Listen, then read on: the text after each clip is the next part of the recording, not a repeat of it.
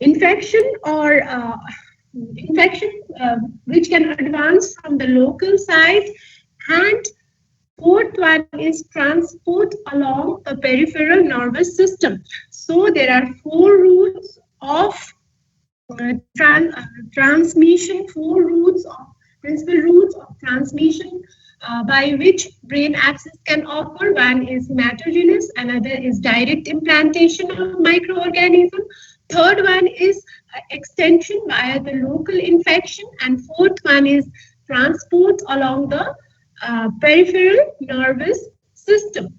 So the most important route is the hematogenous spread, and this hematogenous spread is one of the most common means of entry, and infectious agents can enter through the arterial circulation, but retrograde venous spread can occur through anastomosis with veins of the face. So you should remember that hematogenous spread is one of the most common means of entry, and infectious organisms can enter mainly through the arterial circulation, but sometimes retrograde venous circulation they can spread via retrograde venous spread through the anastomosis with the veins of the face. Second one is direct implantation of microorganisms. Is this direct implantation of microorganism is almost invariably traumatic, or it is associated with the congenital malformations such as meningomylosis. So most of the cases of direct invasion, it is traumatic. Third one is local extension. From the name itself, we can understand that when there is local extension can come from any of the several adjacent structures like air sinuses and infected tooth, cranial or spinal osteomyelitis.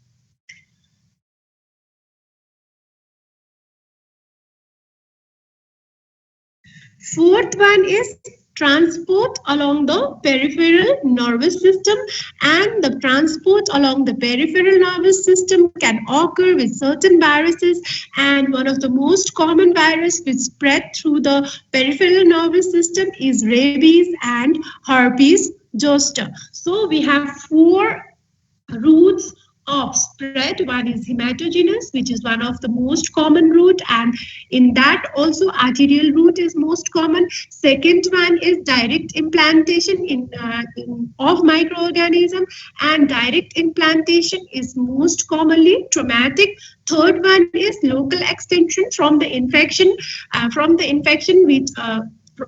which is located which occurs in the adjacent structures like sinuses due to the infected tooth, or cranial or spinal osteomyelitis. And fourth category is transport along the peripheral nervous system, and herpes zoster virus and rabies virus are the most common example of viruses that can transport along the peripheral nervous system, and thus they can cause brain abscess. Now, this is the same thing. Brain abscess, it may arise from direct implantation of organisms, local extension from the adjacent foci like mastoiditis, paranasal sinusitis, or hematogenous spread usually from a primary site in the heart, lung, or distal bone, or after tooth extraction. So these are all the routes of spread of brain abscess.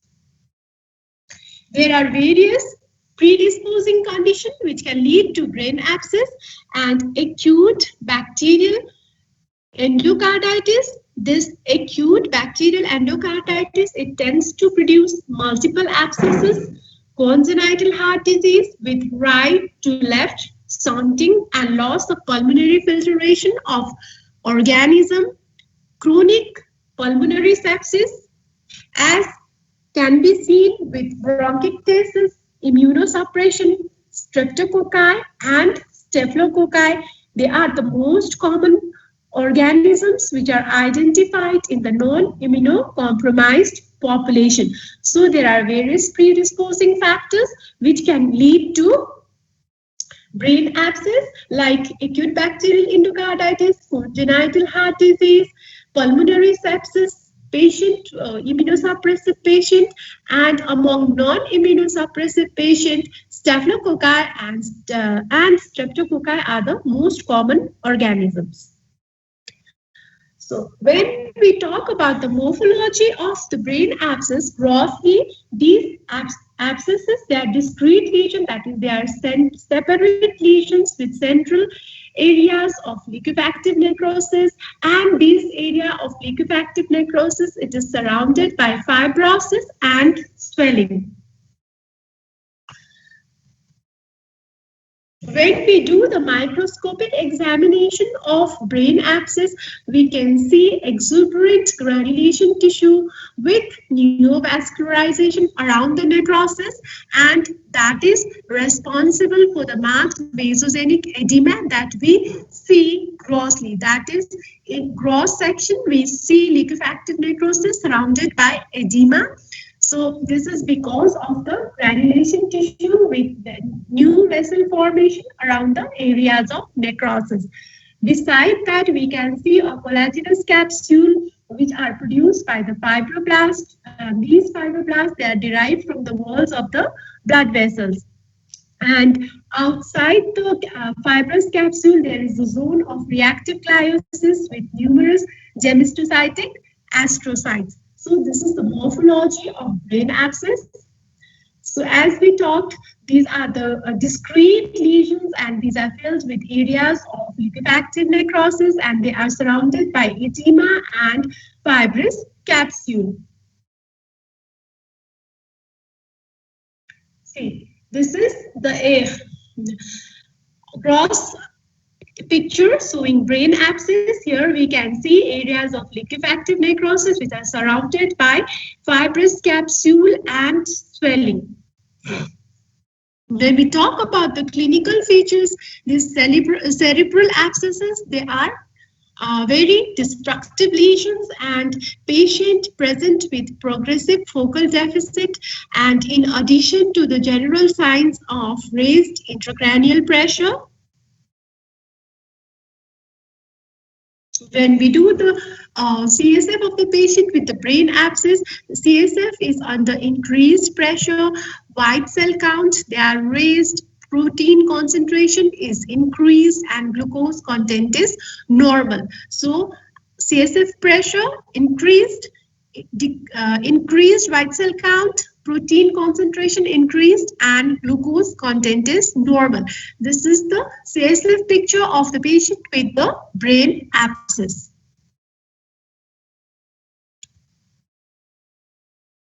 Source of the infection may be apparent, or it may be a small systemic focus that is not symptomatic.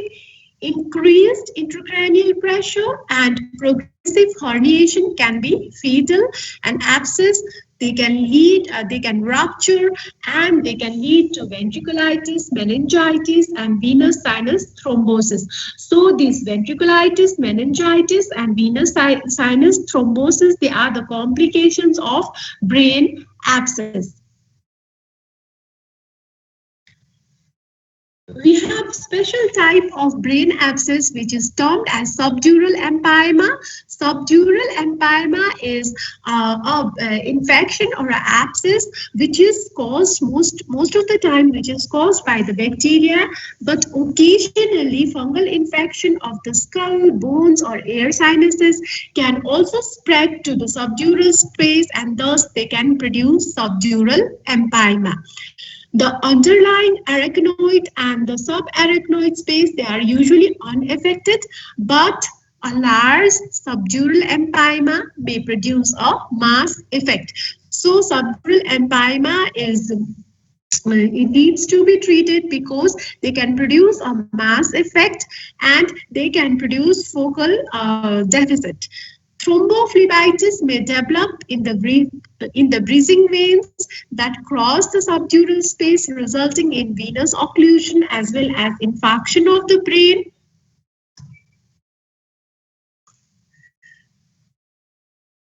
with treatment which is done by surgical drainage, resolution of the empyema occur from the dural site, and if it is complete, a thickened dura is only the residual finding in cases of subdural empyema. Symptoms include those referable to the source of infection.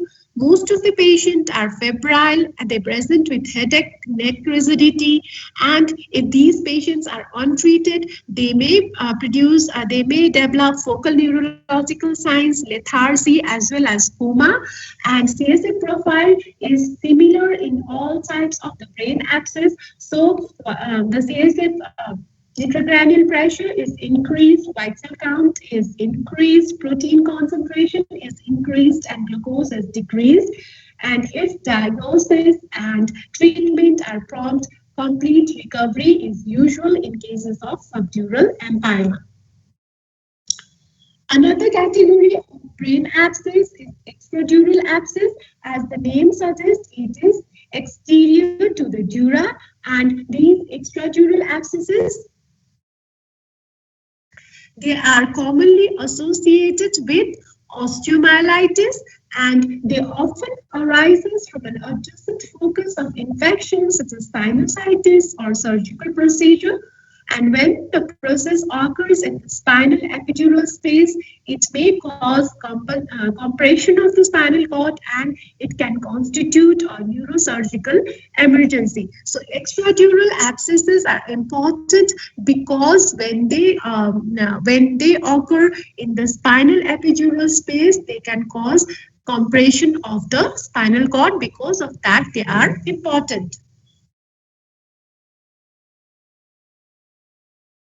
So,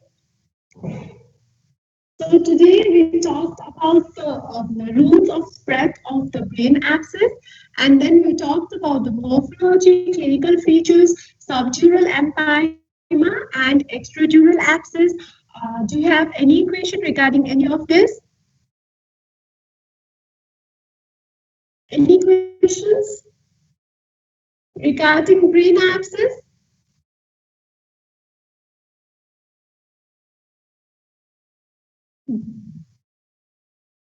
Can you hear me? Yes, ma'am. Any questions?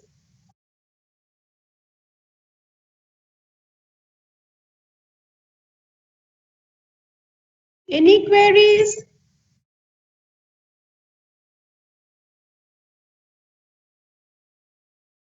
No? So in the next class, we'll talk about what is the next topic? What is the next topic?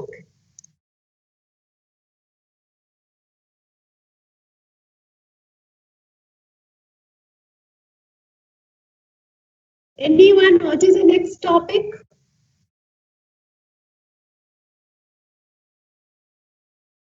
No? You don't know? What is the next class?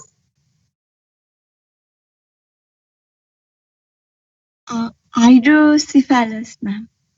Yes, hydrocephalus. Oh, okay. In the next class, we'll study about hydrocephalus. You better study, and if you have any questions regarding brain abscess, then you can ask me in that class only. Okay, thank you.